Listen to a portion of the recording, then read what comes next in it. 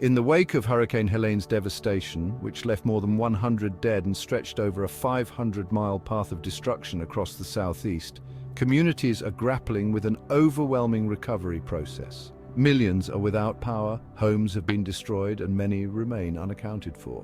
The aftermath of this catastrophic event calls for unity, compassion, and resilience as people work tirelessly to restore their lives. As Christians, we are called not only to pray for those affected, but to also be the hands and feet of Jesus in the midst of such tragedies.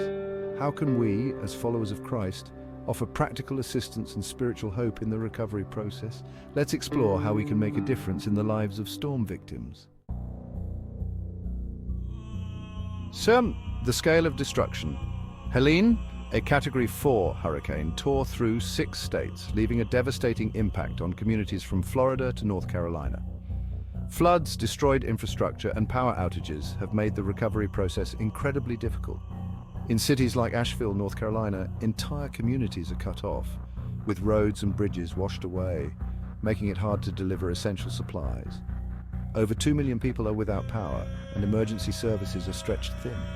The emotional and physical toll of the storm is immense. People are mourning loved ones, dealing with destroyed homes, and facing an uncertain future.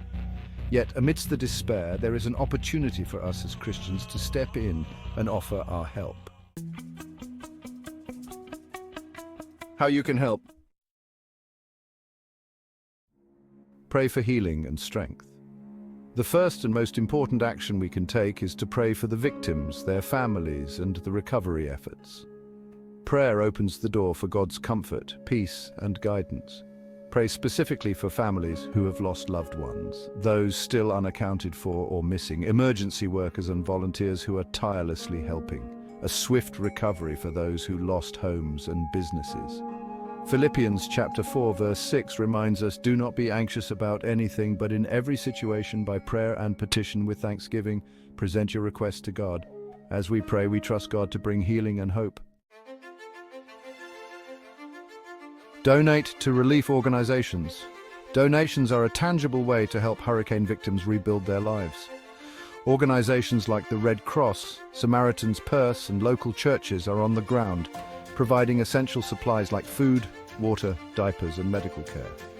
Your financial support can make a huge impact in areas where resources are scarce. Matthew 25:40 teaches us that when we help those in need, we are serving Christ Himself. Truly I tell you, whatever you did for one of the least of these brothers and sisters of mine, you did for me.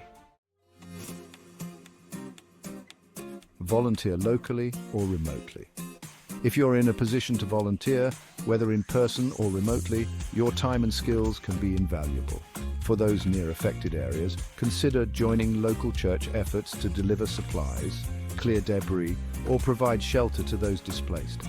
Even if you're not physically close, there are opportunities to assist remotely by organizing donation drives or supporting relief efforts through your church or community. Many victims are dealing with the emotional trauma of losing homes, family members, and their sense of security. As Christians, we can offer spiritual encouragement and emotional support to those who feel hopeless, whether it's through offering a listening ear, sharing Bible verses that bring comfort, or simply being present for someone in need. Small acts of kindness can make a world of difference. Isaiah 41:13 says, "For I am the Lord your God, who takes hold of your right hand and says to you, 'Do not fear, I will help you.'" Sharing God's promises and reminding people of His love and care can provide the strength they need to keep moving forward. Recovery after a hurricane is not a quick process. Roads, homes, and businesses need to be rebuilt, which can take months or even years. As Christians, we need to be committed to supporting these communities long term. This could involve organizing ongoing church mission trips, continuing to donate as needs arise, or staying connected with relief organizations to understand how you can help during different phases of recovery.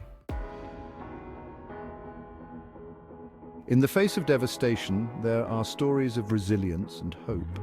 For example, Meredith Keisler, a school nurse in Buncombe County, shared how she's collecting firewood to cook food and plans to volunteer at a shelter to help others. Similarly, Gary Odell, a disabled Vietnam veteran, shared his oxygen tank with his neighbor, recognizing the importance of coming together in times of need. These acts of kindness demonstrate the strength of community and the power of faith in times of crisis.